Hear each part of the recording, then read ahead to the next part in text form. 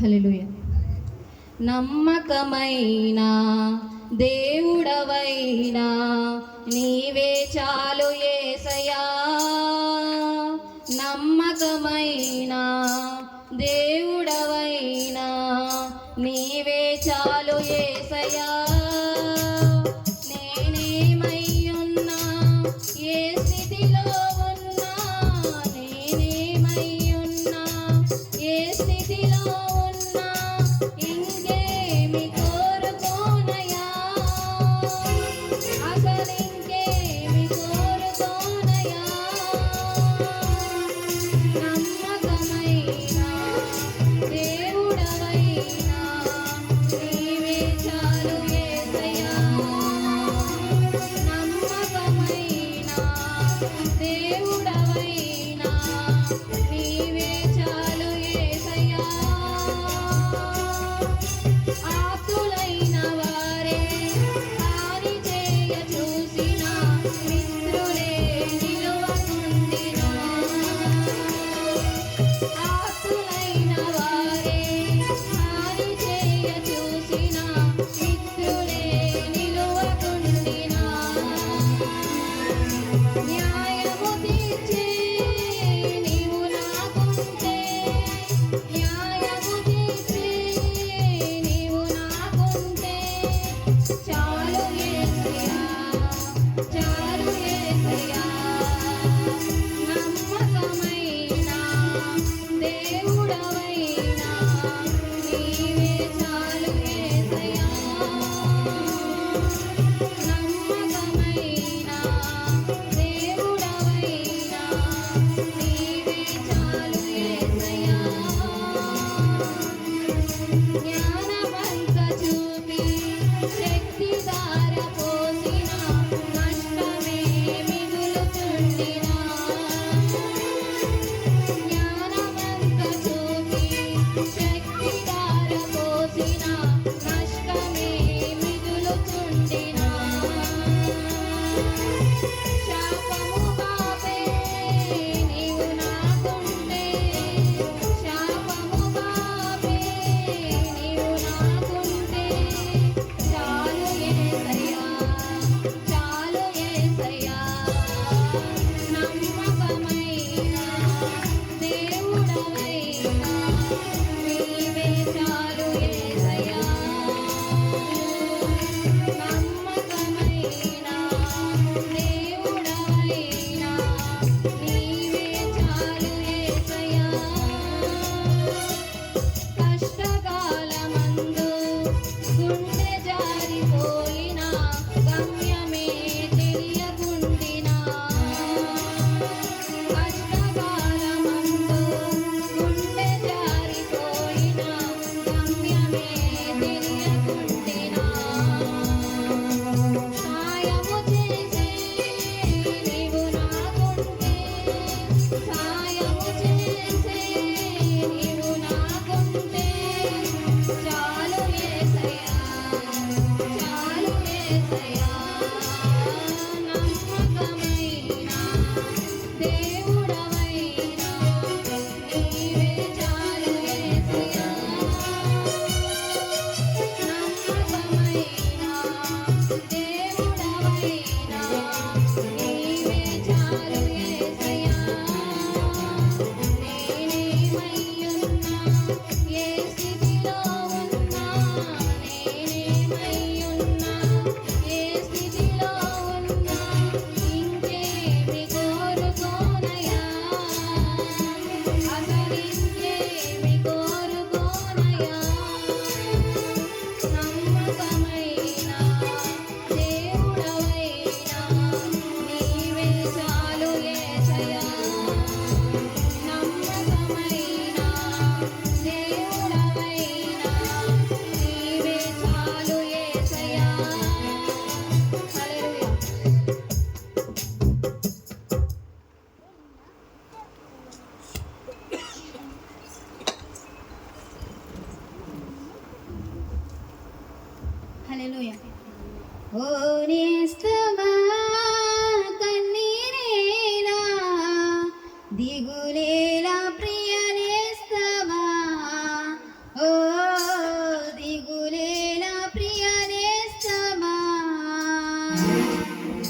ఓనేస్తమా కన్నీరేలా దిగులేలా ప్రియనేస్తమా ఓ దిగులేలా ప్రియనేస్తమా ఎసే మార్గం మార్గం ఎసే సత్యం సత్యం ఎసే జీవం జీవం ఎసే సర్వం సర్వం ఎసే మార్గం మార్గం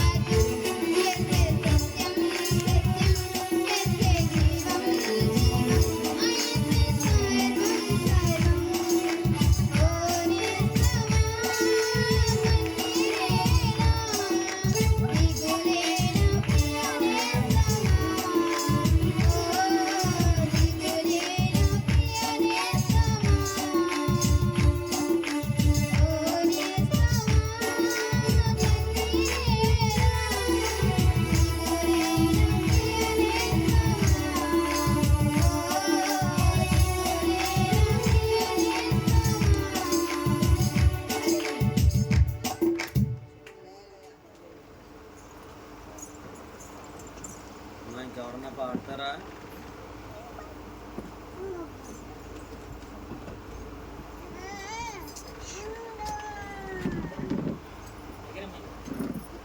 ఇలా వచ్చింది.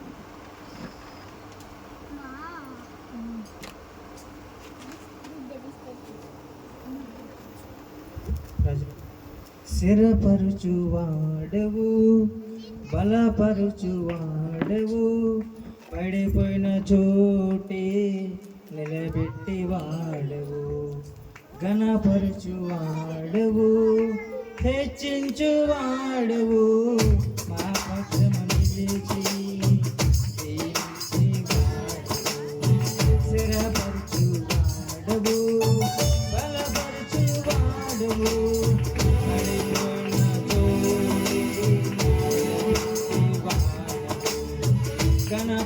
గణపరుచువాడవు హెచ్చించువాడవు మా పక్షము నిలిచి ఏమైనా చేయగలవు అదమొత్తం మార్చగలవు నీ నామముకే మహిమంగా తెచ్చుకుందుము ఏమైనా చేయగలవు అదమొత్తం మార్చగలవు నీ నామముకే మహిమంగా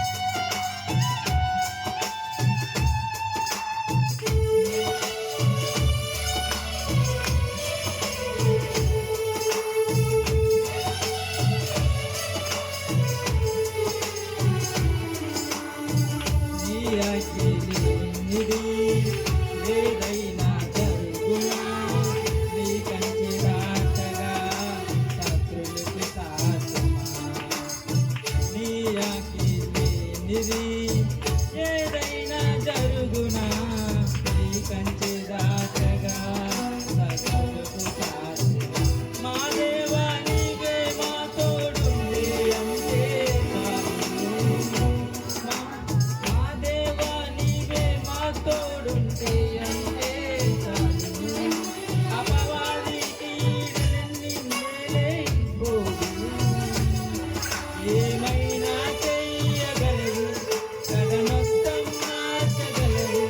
నీ నామముకే మహిమంతా తెచ్చుకుందువు. ఏమైనా చెయ్యగలవు, కథమొత్తం మార్చగలవు.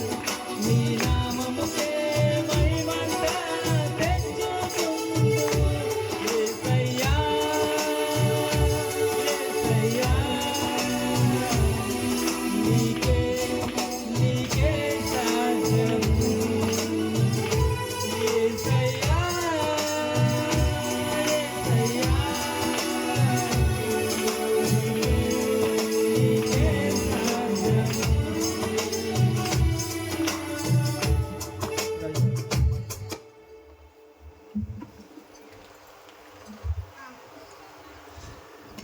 ప్రార్థన చేసుకుందామండి. ప్రార్థన. స్తోత్రం స్తోత్రం స్తోత్రం స్తోత్రం స్తోత్రం. పరిశుద్ధుడా, గొప్ప దేవుడా, మహోన్నతుడా, నీకు వందనాలు తండ్రి. ఈ యొక్క మధ్యాహ్న సమయంలో స్తుతించే భాగ్యం వచ్చావు. నీకు స్తోత్రం స్తోత్రం స్తోత్రం. Thank you lord, thank you lord. ప్రార్థన చేసుకున్నాం. సహోదరులు ఐజయ్ గారు వచ్చి వచ్చిన ప్రార్థన చేస్తారు.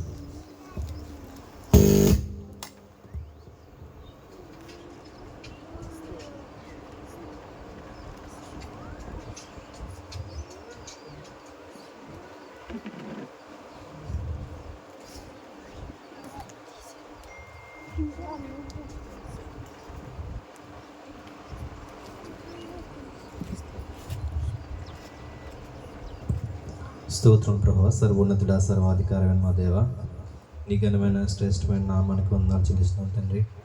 నాన్న ఉదయకాల సమయం ముందు ప్రభువా, నాన్న నీ ప్రియబిడ్డైన ప్రభువా, నన్ను ఎస్తేరు గారి ప్రభు జ్ఞాపకార్థకుడు విషయంలో ప్రభువా, నాన్న మేమందరం కూడా నేను స్తుతించడానికి ప్రభువా మీరు మాకు ఇచ్చిన గొప్ప ధన్యతకే వందనాలు చెల్లిస్తున్నాం తండ్రి.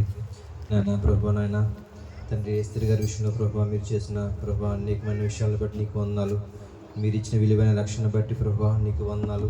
నాన్న మీరు పిలుచుకున్న పిలుపుని బట్టి కూడా నీకు స్తోత్రములు చెల్లిస్తున్నాం తండ్రి. ప్రభువా నాన్న జ్ఞాపకార్థంగా ప్రభువా మేమందరం కూడి ప్రభువా మనం రాబోయే దినాల్లో మేము ఎలా ఉండాలో ప్రభువా, మన ప్రభా సిద్ధపాటు ప్రభా తగిన జీవితాలు మేము జీవించడానికి ప్రభా మాకు మాదిరికరంగా ఉంచిన ప్రభా ప్రతి విషయంలో ప్రభా నాన్న కృతజ్ఞత కలిగి దాన్ని అనుసరించి జీవించే జీవితాలు మాకు దయచేసి నడిపించమని వేడుకుంటున్నాం తండ్రి.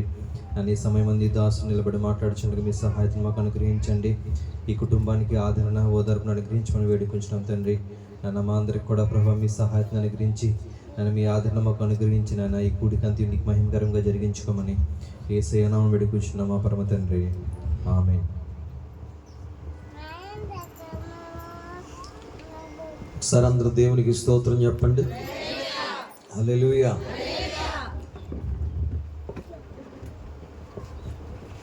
మరి ఈ సమయంలో మనందరికి తెలిసిందే, అది స్పీకర్ వస్తుంది.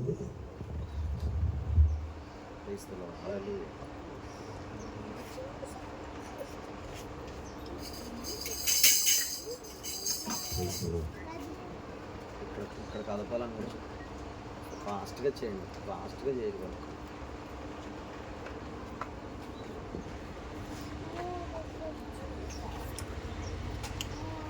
Praise the Lord, praise the lord.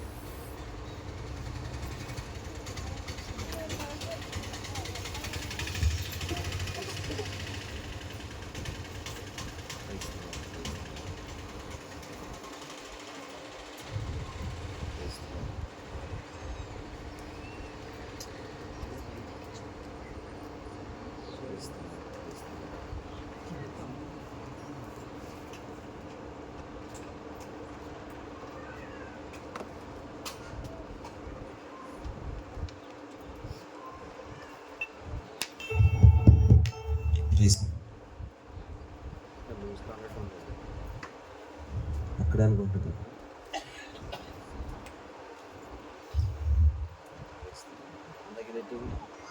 పెట్టి సెర్చ్ చేసుకోండి. దేవునికి స్తోత్రం. హల్లెలూయా, హల్లెలూయా. ఇది పెట్టి ఐజా అందరికి సౌండ్ పెట్టి. మరి ఈ సమయంలో మీ అందరికీ తెలిసిన విషయమే, తల్లి గారు ఇస్తేరమ్మ గారి యొక్క జ్ఞాపకాది కూటం.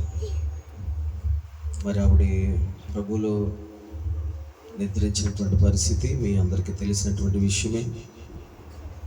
మరి ఆమె ఎలాంటి జీవితం జీవించిందో, ఎలాంటి పరిస్థితుల్లో మరి ఆవిడ మరణించిందో అనే విషయాలు కూడా మీరు బహుగా సంఘంగాను, అలాగే ఇక్కడ ఉన్నటువంటి కొంతమంది మరి వారి యొక్క బంధువులుగాను మీరు ఎరిగిన వారే. మరి ఇది కొంచెం మనకి బాధాకరం అనిపించిన, ఆమె తన పరుగున ముగించుకుని ప్రభు యొద్దకు వెళ్ళిందనే మన విశ్వాసం మనం కలిగి ఉండాలనే విషయాన్ని జ్ఞాపకం చేస్తున్నాను. దేవుని లేఖనాలకు వెళ్ళక మునుపు మన మధ్యన సహోదరుడు విజయ్ గారు ఉన్నారు. వారు వచ్చి ఒక 5 నిమిషాల పాటు కుటుంబానికి చేరవచ్చిన మనకి ఆదరణ కలిగించే మాటలు తెలియపరచవలసిందిగా ప్రభు పేట నేను మనవి చేస్తున్నాను.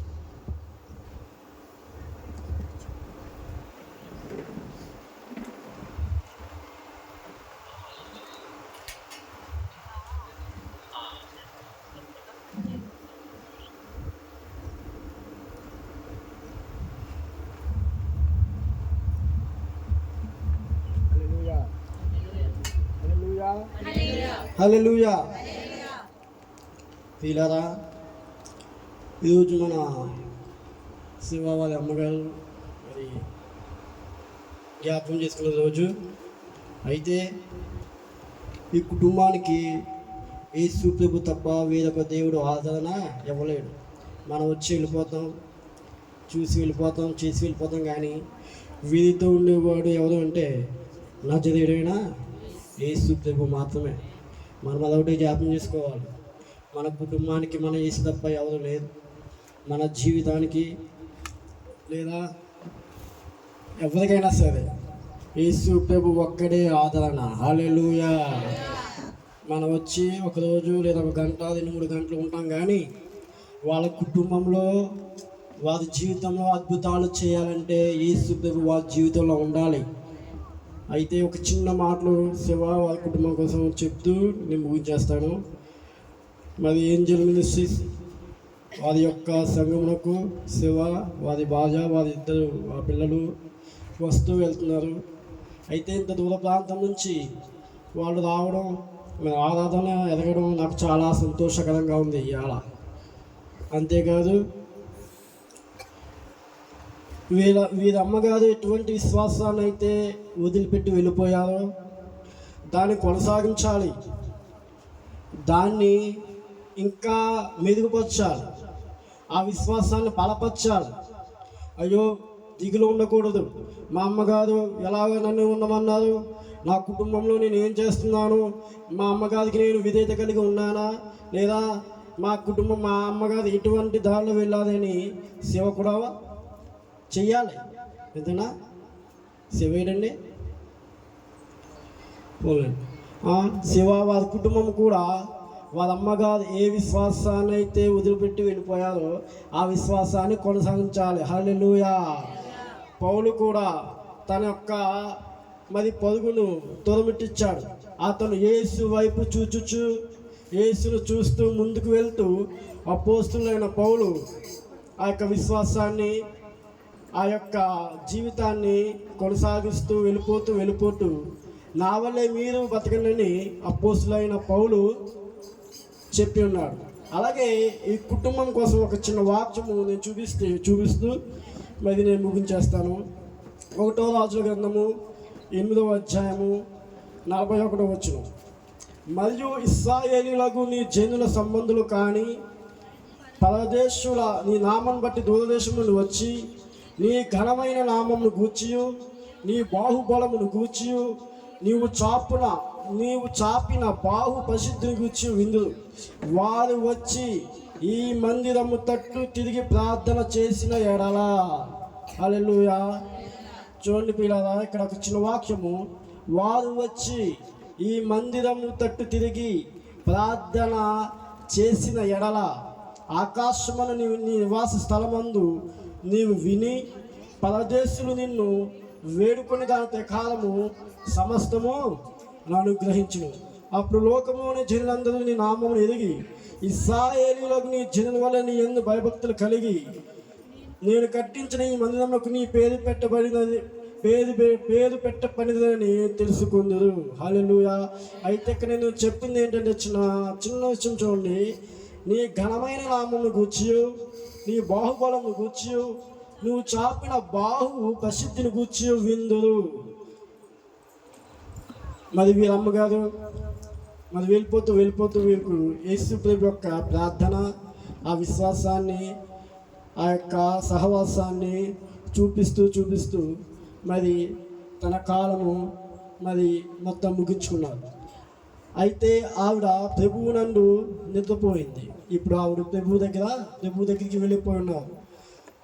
వారు వెళ్తూ యేసు ప్రభు అనే ఘనమైన నామమును, అంతేకాదు ఆయన బాహుబలమును, అంతేకాదు ఆయన ప్రసిద్ధమైన బాహువును చూపిస్తూ వెళ్ళిపోయారు. ఆవిడ వాక్యం చెప్తుంది ఏంటో తెలుసా? మీరు ఈ మందిరము తట్టు తిరిగిన ఎడల ఆయన మీకు అన్నీ అనుగ్రహిస్తారు. హల్లెలూయా. ఏ మందిరము తట్టు తిరగాలి అని చూస్తే వీళ్ళ అక్కడ పితరులను చూస్తున్నాం మనం.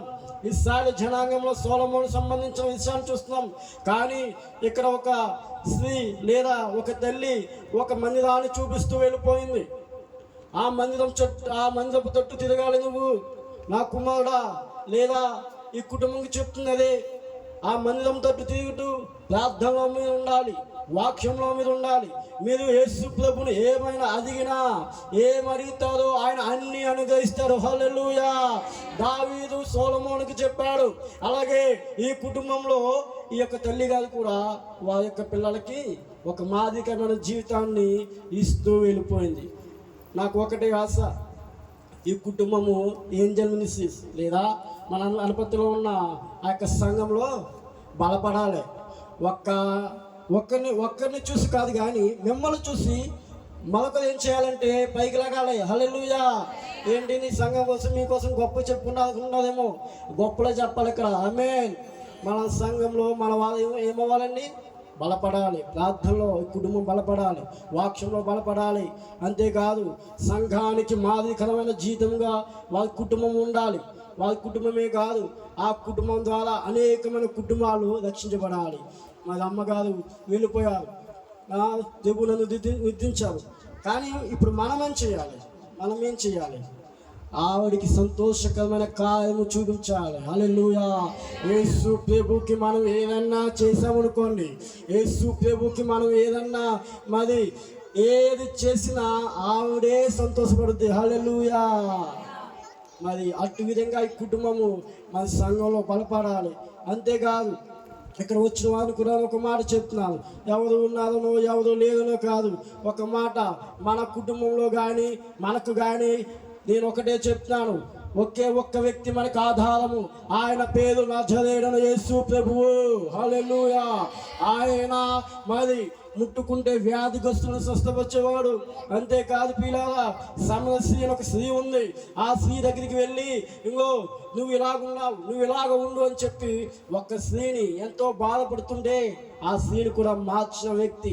ఒంటరిగా నువ్వు ఉన్నావేమో చూసుకో, యేసు ప్రభు నీకు తోడుగా ఉన్నాడు. నీ కుటుంబం ఒంటరిగా ఉందేమో చూసుకో, యేసు ప్రభు ఉన్నాడు. నీకేమీ లేదనుకుంటున్నావేమో, నీకు యేసు ప్రభు ఉన్నాడు. నువ్వేమి రాజులు కానీ అధిపతులు కానీ సీఎంలు కానీ పదవులో ఉన్న అధికారులు కానీ నీకు అనవసరం. నీకు ఒక వ్యక్తి ఉన్నాడు, ఆయన పేరు యేసు. హల్లెలూయా. మనమందరం వచ్చి అన్ని చక్కబెట్టుకుని వెళ్ళిపోతాం. యేసు ప్రభు అలాగే వెళ్ళడం, ఇంకా అక్కడే నీ దగ్గరే ఉంటాడు. ఆమేన్. హల్లెలూయా. నేను చెప్పబోయే మాట, నువ్వు మందిరము తట్టు తిరగాలి.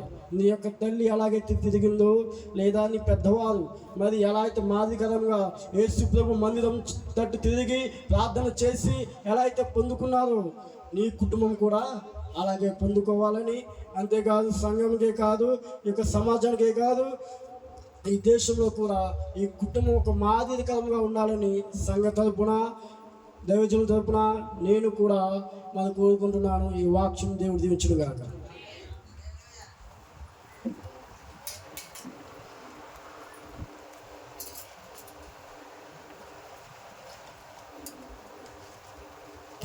ఒకసారి అందరూ రెండు చేతులు పైకి చాపి ప్రభుని స్తుతిస్తారా? హల్లెలూయా. ఎందుకు మిమ్మల్ని స్తుతించమన్నానంటే, ప్రసంగి గ్రంథం 7వ అధ్యాయం 1వ వచనంలో ఒకని జన్మదినము కంటే మరణ దినమే మేలు అన్నారు. చాలామందికి ఇలాంటి సందర్భాల్లో ఎలాగునూ ఉండాలో తెలీదు. ఇది క్రైస్తవులకు మాత్రం ఒక గొప్ప దినం.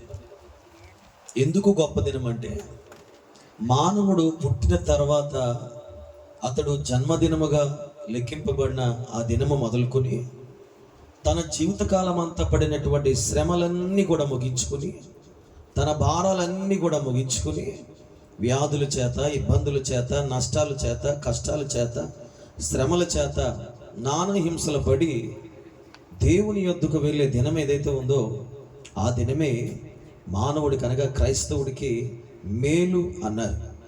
ప్రసంగి గ్రంథకర్త చాలా జ్ఞానవంతుడై ఉండి తన యొక్క అభ్యాసం అంతా కూడా ఆయన చేస్తూ అతడు తెలుసుకున్నటువంటి ఒక సత్యం ఏమిటంటే, మానవ జీవితం అంతా కూడా ప్రయాసము ప్రయాసము ప్రయాసము అన్నాడు. అంత మాత్రమే కాదు, సూర్యుని క్రింద జరుగుతున్నటువంటి ప్రతి ఒక్క విషయం అంతా కూడా వ్యర్థము వ్యర్థము వ్యర్థము అన్నాడు.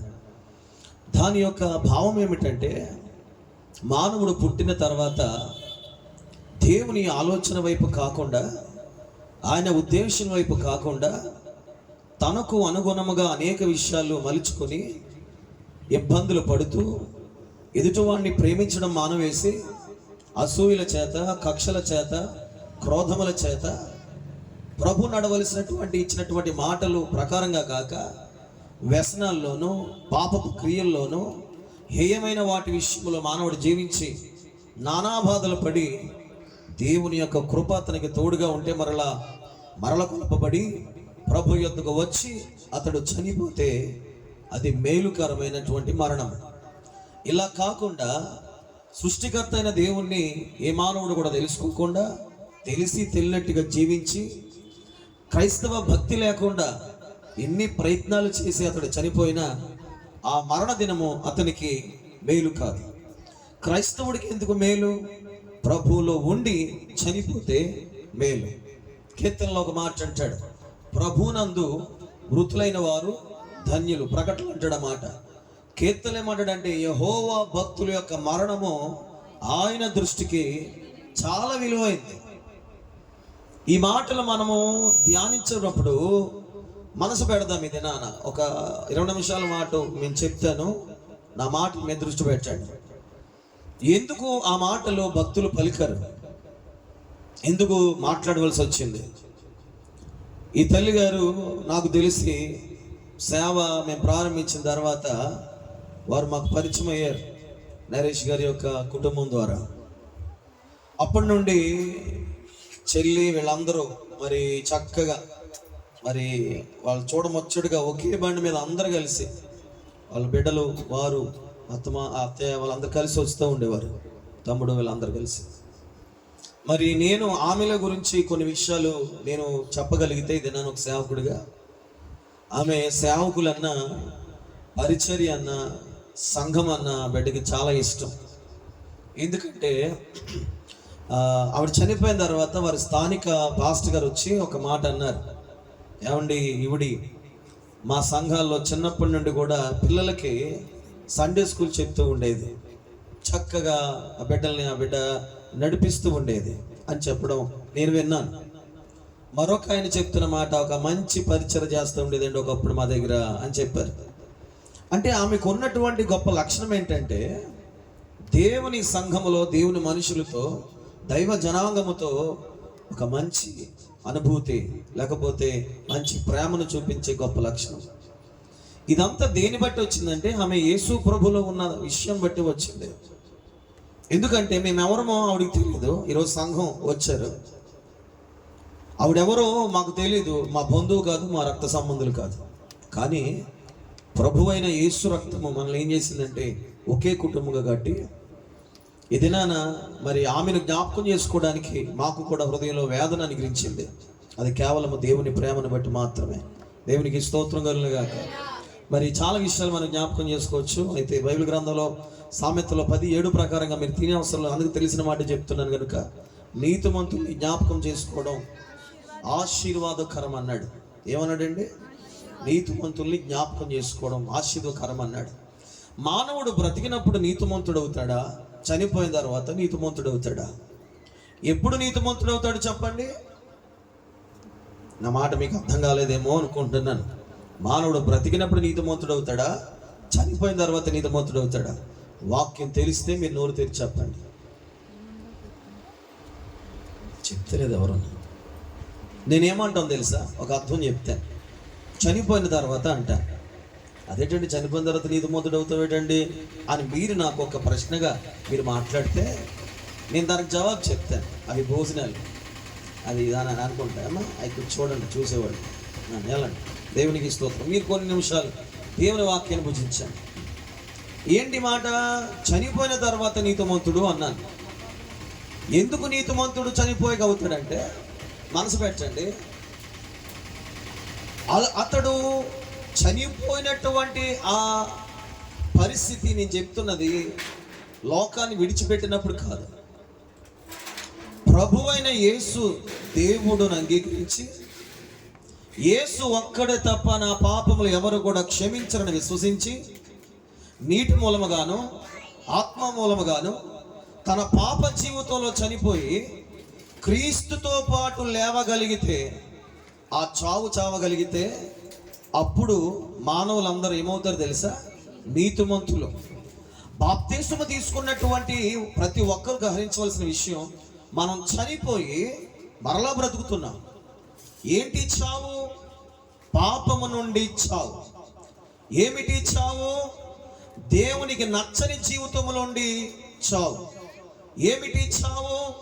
వ్యసనాల నుండి, హేయమైన దుష్కార్యముల నుండి, ఇదిగో మన జీవితాన్ని మన దేహాన్ని పాడు చేసే ఆ స్వభావం నుండి చనిపోయే చావు. చనిపోయిన తర్వాత ప్రేమ కలిగిన దేవుడు, సత్యము కలిగిన దేవుడు, వాస్తవాన్ని కలిగిన దేవుడు, అంత మాత్రమే కాదు ఆయన ఒక్కడే మానవులను రక్షించుటకు సమర్థవంతమైన దేవుని అంగీకరించిన తర్వాత తిరిగి మరలా మనం బ్రతకగలుగుతామండి. చిన్న ప్రశ్న అడుగుతున్నాను, మీలో ఎంతమంది బ్రతికారు తిరిగి? చేతులెత్తి చూపిస్తారా? ఆ ప్రశ్న మీకు అర్థమైంది. తిరిగి బ్రతికిన వాళ్ళు చూపించండి. అంటే తిరిగి బ్రతకడం సమాధుల నుంచి బయటికి రామని కాదు. తిరిగి బ్రతకడం అంటే యేసయ్య నామములో రక్షించబడిన వారు చేతులెత్తి స్తోత్రం చెప్పండి ఒకసారి. మనం ఎవరమండి? రక్షించబడిన వాళ్ళమే. మనం చనిపోయి మరలా బ్రతుకుతున్న వాళ్ళు. ఎన్ని మరణాలు ఉంటాయి మానవుడికి చెప్పాలి? మీరేం చెప్తారు? మన బైబిల్ ఏం చెప్పింది? మరణములు ఎన్ని మానవుడికి చెప్పాలి? 2 మరణాలు. ఒక మరణము శరీర సంబంధ మరణం, రెండవ మరణము ఆధ్యాత్మిక మరణం. శరీర సంబంధమైన మరణము అందరికీ వచ్చేదే. బైబిల్ గ్రంథంలో ఒక మాట తెరుస్తారా? కీర్తన గ్రంథము 82వ కీర్తన 6వ చరణము చదవండి. కీర్తన గ్రంథం 82వ కీర్తన 6వ చరణము. మీరు దైవములనియు మీరందరూ సర్వోన్నతుడైన దేవుని కుమారులనియు నేనే సెలవిస్తున్నాను. కానీ చదవాల మాట కింద, అయినను ఇతరు మనుషులు చనిపోవునట్లే మీరు కూడా చనిపోతారు. అధికారులు ఒకడు కూలినట్లు మీరు కూడా కూలిపోతారు. చాలండి. చాలా మందిలో అవిశ్వాసపు మాటలు ఉన్నాయండి రోజున. ఏమంటే మీరు ప్రభు నమ్ముకున్నారు కదా, ఎందుకు మీకు ఈ రోగాలు వచ్చాయి? ప్రభులో ఉన్నారు కదా, ఎందుకు ఇలాంటి మరణాలు మీకు వస్తున్నాయి? ప్రభువుని మీరు వెంబడిస్తున్నారు కదా, ఎందుకు ఇలాంటి పరిస్థితుల్లో దుస్థితిలో మీరు చనిపోతున్నారని కొంతమంది అడుగుతూ ఉంటారు. కొన్ని ప్రశ్నలు మనకు తెలియకుండా కూడా కొంతమంది సనుక్కునే బ్యాచ్ ఉంటుంది. వాళ్ళు ఎలా ఉన్నా మీకు ఉండవలసినటువంటి ఆలోచన ఈరోజు మీకు చెప్తున్నాను. వాళ్ళు అనుకునే ఉండాలి, మీకు మాత్రం ఉండాలి. ఒక చోటుగా నేను వెళ్ళాను, అక్కడ ఒక దైవజనుడు చనిపోయారు. ఆ సంఘంలో కొంతమంది నా దగ్గరికి వచ్చి చాలా బాధపడుతున్నారు. నేను అక్కడ మందిరంలోనే ఉన్నాను. చాలా బాధపడుతూ ఒక ఆయన అన్నారు, అయ్యా మా బలమంతా పోయిందండి, మా ధైర్యం అంతా పోయిందండి. ఏంటండి ఇలా జరగడం, ఎందుకండి ఇలా జరగడం అని ప్రశ్నలు వస్తూ ఉంటాయి. అంతెందుకు, మనకు నచ్చిన వారు, మన పితరులు ఎవరైనా సరే అలా ఎదురించినప్పుడు మన జీవితంలో కూడా, ప్రతి ఒక్కరి జీవితంలో కూడా ఇలాంటి పరిస్థితి మనకు వస్తుంది. ఎందుకు ఇలా జరగాలి? దానికి కారణం ఏంటో మీకు తెలుసా? బైబిల్లో చాలామంది జీవితాలు మనకు ఉదాహరణగా ఉన్నాయి. బైబిల్ మనం నేర్చుకోవాలి, బైబిల్ మనం ధ్యానించాలి. బైబిల్ హృదయంలో ఉంటే ప్రశ్నలు రావు, జవాబులు వస్తాయి. ఎప్పుడు వస్తాయి తెలుసా? నీ ఆలోచన ప్రశ్న రేపెత్తినప్పుడు నీలో ఉన్నటువంటి, ఆత్మలో ఉన్నటువంటి ధ్యానపు పూర్వకమైన వాక్కు నీకు జవాబు చెప్పాలి. అలాగూ జవాబు చెప్పాలంటే నీకు వాక్య ధ్యానం లేదు.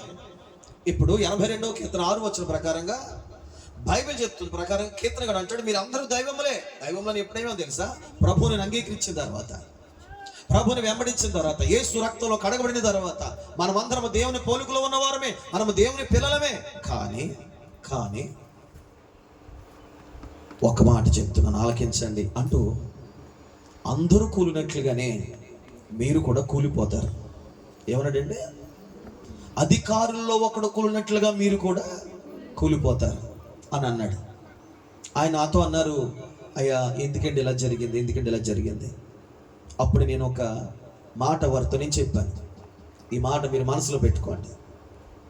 మీకు ఎలీషా తెలుసా? భక్తుడైన అద్భుతంగా నడిపింపబడిన ఎలీషా. తెలిసిన వాళ్ళు చేతులు ఎత్తండి సార్. బైబిల్ గ్రంథంలో ఎలీషా ఆయన తన దైవజనుడు కంటే అద్భుతంగా వాడబడిన వ్యక్తి. 2 పాలు ఆత్మ కలిగినటువంటి గొప్ప దైవజనుడు. ఆయన చనిపోయిన వారిని కూడా లేపినటువంటి మహా భక్తి గల అభిషేకవంతుడు. అయితే తన చివరి జీవితంలో మీరు బాగా గమనించగలిగితే ఆయనకి ఒక కడుపు సంబంధించినటువంటి వ్యాధి ఆయనలో మొదలైంది. ఆ వ్యాధి మొదలైన తర్వాత ఎంతో మందికి ఆయన ప్రార్థన చేస్తే బ్రతికినోరు, అద్భుతాలు జరిగినటువంటి ఆ దైవజనుడి యొక్క పరిస్థితి బలహీనతలోకి వెళ్ళిపోయింది. నా బైబిల్ చెప్తుంది అలాగూ నేనైనా చనిపోయాడు. పౌలు గారు తెలుసా? క్రొత్త నిబంధనలో పౌలు గారు ఒక చోట ఇలా అంటాడు, అయ్యా నాకు ఒక సమస్య ఉంది, అయ్యా నాకు ఒక ముళ్ళు ఉంది, అవును తీవా ప్రభువా అని ప్రార్థన చేస్తాడు. జబ్బు కళ్ళు అతనికి కళ్ళు సంబంధించిన జబ్బు ఉంది. దేవుడు ఆ ప్రార్థనకి ఏం బదులిచ్చాడు తెలుసా? పౌలు నీడబడి ఎంతో మంది బాగుపడ్డారు, గొప్ప అభిషక్తుడు. అలాంటిది పౌలుకు బలహీనత వచ్చింది. అందుకే 82:6 ప్రకారంగా మీరు అందరూ దైవములని, సర్వమంత కుమారులని, ఆయనను అందరూ కూలినట్లుగా మీరు కూలిపోతారన్న మాట అందరికీ సమానమైన మాట. అప్పుడు ప్రభు అంటాడు ఒక మాట, అందుకు ఆయన నా కృప నీకు చాలును అన్నాడు. కానీ ఎలీషాను లేకపోతే పౌలును ఆయన బాగు చేయలేదు. మరణము గురించి మీకు ఒక వివేచన రావాలి దినాన్న. ఏమండి వాళ్ళు ఎంతో భక్తి పరులు కదా, లేకపోతే వీళ్ళెంతో యేసు ప్రభువును వెంబడించు, వీళ్ళు ఎందుకండి ఇలాగ అయిపోయింది, ఇలాంటి చావేటండి అంటారు కొంతమంది. కాదండి, దైవ గ్రంథములో దేవుడు చెప్పిన మాటను ఎప్పుడు కూడా మనం జ్ఞాపకం తెచ్చుకోవాలి. మనం ఎంత భక్తిపరులమైనా, ఎంత ప్రార్థనపరులమైనా, ఎంత అభిషక్తులైనా, లేకపోతే దైవముతో సమానముగా మనం ఎదిగిన వారమైనా, మరణం అనేది అందరికీ ఒకటే. ఇలా చూస్తూ పోతే ప్రసంగి 12 చివరలు అంటాడు, మన్నైనది మరలా ఏమవ్వాలో తెలుసా? అది నియమము. ఎవరు పెట్టిన నియమం తెలిసిందే? ప్రభువు పెట్టిన నియమము. ప్రభువు పెట్టిన నియమం ఏంటంటే, కీర్తనలో 90వ కీర్తన అంటాడు, నరులారా తిరిగి రండి అంటాడు. అంటే పంపించాడు మనల్ని ఆయన ఇక్కడికి. చెప్పండి, పంపించాడు. దేనికి పంపించాడో తెలుసా? ఒక పని మీద పంపించాడు. ఈ పని అందరూ మర్చిపోతున్నారు. నీ పని ఎక్కువైపోయి, నీ పోరాటం ఎక్కువైపోయి, అసలు దేవుడు ఎందుకు నిన్ను పుట్టించాడు అనేది మానవుడు గ్రహించలేకపోతున్నాడు. పిల్లరా, ఈరోజు ఈ కూటం వల్ల ఆవిడకేమి రాదు, కానీ మనకు ఒక పాఠం రావాలి. ఈ కూటాన్ని బట్టి ఈ బిడ్డలు ఎంతో ఖర్చు పెట్టుకుని ప్రయాసపడుతున్నారు. అయితే దీని వెనకాల ఉన్న తాత్పర్యము, దేవుని ఆలోచన ఈ యొక్క మధ్యాహ్నం మనం ఖచ్చితంగా గుర్తిరగాలి. మానవుల్ని దేవుడు ఎందుకు పుట్టించాడండి? ఏమైనా అడుగుతుందా నాకు చెప్పండి. తినడానికి పుట్టించాడా? గట్టిగా మాట్లాడాలి, నాకు ఉత్తరం ఇవ్వట్లేదు ఎవరు. తినడానికినే పుట్టించాడా బ్రదర్? కాదు. లేకపోతే నువ్వు తాగి తిరగడానికి పుట్టించాడా దేవుడు? చెప్పలే. లేకపోతే దొంగతనాలు చేసుకుని బతకండ్రా అన్న దానికి దేవుడు పుట్టించాడా? ఎదుట వాడిని చంపుకుని వాడికి కలిగినటువంటి దాన్ని నువ్వు పొందుకొని నువ్వు చక్కగా బతికని దేవుడు పుట్టించాడా? లేకపోతే ఎదుటి వాడి మేలు కోరుకోకుండా స్వార్థపూర్వకంగా బ్రతికి నీ బ్రతికినే చూచుకొని ఎదుటి వాడు ఏమైపోయినా నువ్వు మాత్రం బాగా బతుకని చెప్పి దేవుడు పంపించాడా? మనల్ని పుట్టించాడా? దేవుని వాక్యము కాకుండా నీకు నచ్చినట్టు, నీ మనసు నచ్చినట్టు నువ్వు బతికని చెప్పి దేవుడు మానవుని బ్రతికించాడా? పుట్టించాడా? ఎవరైనా ఆలోచన చేస్తున్నారా? ఈరోజు సేవకులు కూడా అలాంటి బోధించలేని పరిస్థితిలో ఉన్నారండి. సంగమా, ఒక మాట అడుగుతున్నాను, అసలు దేవుడు ఎందుకు నిన్ను పుట్టించాడు? ఆ పుట్టినిచ్చినట్టు తాత్పర్యం ఏంటి? ఈరోజు నువ్వు జీవిస్తున్న జీవిత విధానం ఏమిటి? ఇది ఎరిగితే మానవుని యొక్క మరణము ఎంత విలువైనదో వానికి తెలుస్తుంది, ఇంకెవరికి తెలియదు. తన పుట్టుక రహస్యము దేవుడు ఎందుకు పుట్టించాడని తెలుసుకోగలిగితే వానికి మాత్రమే తన మరణము కానీ ఇతర మరణము కానీ ఎంత గొప్పదో అనే విషయం అర్థమవుతుంది. లేకపోతే అర్థం కాదు. వచ్చాడు, చచ్చాడు, నో యూజ్. బైబిల్ చెప్తుంది మానవుని ఎందుకు పుట్టించాడో తెలుసా? ఆయన ఆలోచన ఈ భూమి మీద నెరవేర్చడానికి. ఏమిటి ఆయన ఆలోచన? ఈ ప్రసంగం చాలా గంటలు చేయొచ్చు. ఆయనకు ఒక ఆలోచన ఉంది. ఎఫెసీయులకు రాసిన పత్రిక 1వ అధ్యాయం 6వ వచనం ప్రకారంగా అక్కడ 3 విషయాలు ప్రత్యేకంగా కనబడతాయి. ఎందుకు మానవుని దేవుడు ఏర్పాటు చేసుకున్నాడు? ఆయనకు మహిమ కలగాలని. చదువమ్మా. ఎట్లనగా తన ప్రియమేందో తాను ఉచితముగా అనుగ్రహించిన కృప మహిమకు కీర్తి కలగాలి. ఆగండి. మానవుని పుట్టుకలో దేవుని ఆలోచన ఏంటంటే తమ్ముడు, ఆయనకు కీర్తి రావాలి. కీర్తి అనగా చెప్పాలి, పేరు. చెప్పండి, పేరు. మీరు బిడ్డల్ని బాగా చదివిస్తారు. దేనికి? చదువు అంతా పెద్ద పెద్ద ఖర్చులు పెట్టి అప్పులు చేసి లోన్లు పెట్టి చదివిస్తారు. దేని చదివిస్తారో చెప్పాలి. వాడు తాగి తిరుగుతాడనా, రోడ్లను ఉంటాడనా? ఎందుకు? వాడు మంచి స్థానంలో ఉండి గొప్ప ఉద్యోగం చేసుకుంటూ పలానా ఓడు కొడుకురా. ఆ తల్లిదండ్రులకి వాడు చూసాడు లేదు అవసరం లేదండి. వాడు ఎదిగిన తర్వాత మన స్థానంలో ఉంటే నా కొడుకు జాబ్ చేస్తున్నాడు గవర్నమెంట్, ఇది వాళ్ళకి కావాల్సిందే. దేవుడు కూడా ఒక ఆలోచన ఉంది. ఏమిటి ఆలోచన? నీ ద్వారా దేవునికి మహిమ రావాలి. ఎలా వస్తుంది దేవునికి మహిమ?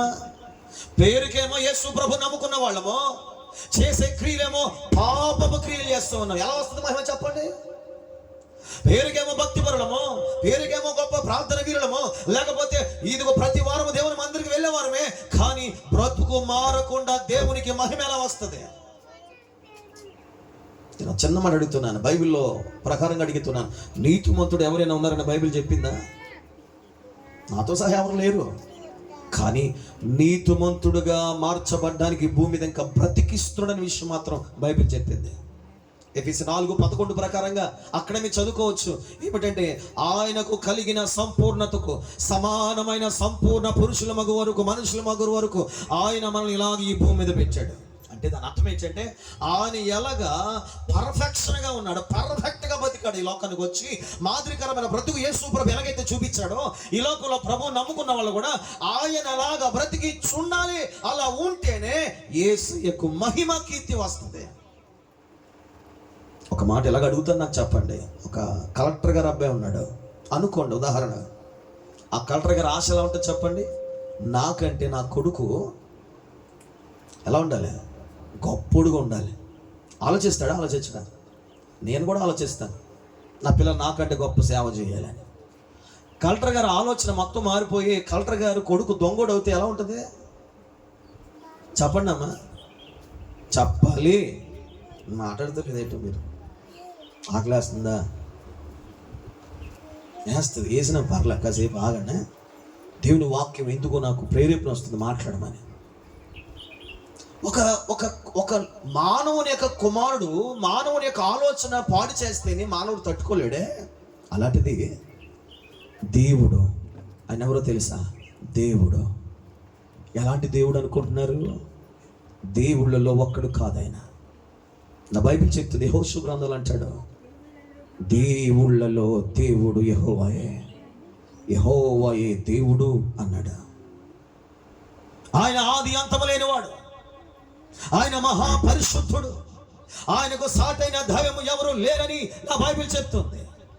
ఆయన పరాక్రమ వీరుడు, యుద్ధ నేర్పరిగలవాడు, సైన్యములకు అధిపతి అయినవాడు, ఆయన పరిశుద్ధుడును, ఆయనలో పాపము లేదని బైబిల్ నిర్ధారముగా చెప్తుంది. అలాంటి మహా ఉన్నతమైనటువంటి దేవుని బిడ్డలుగా మనం బ్రతికినప్పుడు ఎలా బతకాలి? ఆయనకు మహిమ తెచ్చే బతుకు బతకాలి. ఎస్తేరు గారు ఎలా బతికిందో నాకు తెలియదు సంపూర్ణంగా, కానీ ఆవిడ వెళ్ళిపోతే ఈరోజు కోటం ద్వారా మీకు నేర్పించే పాఠం ఏంటంటే, రే మీరైనా బ్రతికినటువంటి మీరైనా లేదా మనమైనా ఆయన నామానికి కీర్తి తెచ్చేలాగా బతకండి అని చెప్తుంది ఆవిడ. అవుట్టు పట్టుకుని ఒక చిన్న ప్రశ్న వేస్తున్నాను, ప్రభుకి మహిమ తెచ్చే బ్రతుకుందా నీకు నాకు? మొదటి మాటలోనే మనం ఇక్కడ ఆగిపోయామండి. ఎందుకు ప్రభు మనల్ని పుట్టించాడన్న మాటలోనే ఆగిపోయాం, ఈ ధ్యానంలో ఆగిపోయాం. దేవునికి మన ద్వారా మహిమ వస్తుందా? దేవుడు కల్పించలేనివి, దేవుడు ఆజ్ఞాపించలేనివి, దేవుడు నిర్ధారించలేనివి, దేవుడు ఇదిగో కట్టడాలుగా ఇవ్వలేనివి ఈరోజు ఏ క్రైస్తవుడు చేస్తున్నా ఆ క్రైస్తవుడు ద్వారా దేవునికి మహిమ రావడం లేదు కదా, ఆయనకు అవమానం వస్తుంది. దేవునికి అవమానం తెచ్చి నువ్వేం సంపాదిస్తావు? నేను అడుగుతున్నాను, అడ్డుపెట్టుకు అడుగుతున్నాను, దేవుని అవమాన పరిచి నువ్వే సంపాదించుకుంటావు? ఇలా అడుగుతారు కదా, నేను కాదని వెళ్తున్నావు, ఎలా బతుకుతావురా నేను చూస్తానంటారు కదా కొంతమంది. నేను అడుగుతున్నాను మిమ్మల్ని దైవజనుడిగా, దేవునికి అవమానం తెచ్చి దేవుని నామానికి అపకీర్తి తెచ్చి ఎలా బ్రతుకుతావు నువ్వు? బ్రతుకు మీద ఎవరికైనా ధ్యానం ఉంటే, కుటుంబం మీద ఎవరికైనా ఆలోచన ఉంటే ఈ మాటలు జాగ్రత్తగా వినండి. ఎలా పడితే అలాగ మనం పుట్టకూడదు, పెరగకూడదు. దేవుని ఆలోచన ప్రకారంగా మనం పెరగాలి, దేవుని ఉద్దేశం ప్రకారంగా పెరగాలి. అరే నీ బిడ్డ కోసం ఎంత తపనపడుతున్నావో, తల్లి గర్భములో నీ పిండముగా రూపింపబడక మునిపి నిన్ను ఆయన కోరుకున్నాడు తమ్ముడు చెల్లె. ఆయన ఎంత ఆలోచన పెట్టుకుంటాడు నీ మీద. ఆయనకి ఏంటో తెలిసి ఇష్టం, నువ్వంటే ఇష్టం ఆయనకి. ఎందుకు ఇష్టం అంటే నేనేం చెప్పలేను. ఎలా ఇష్టం అంటే ఆయన చూపించాడు ప్రపంచంలో 2020 సంవత్సరం నేను ఎంత ఇష్టపడుతున్నావు ప్రభు అని మనుషులందరూ అడిగితే ప్రాణం పెట్టి ఒక మాట చెప్పాడు, చచ్చిపోయేంత ఇష్టం మీరంటే.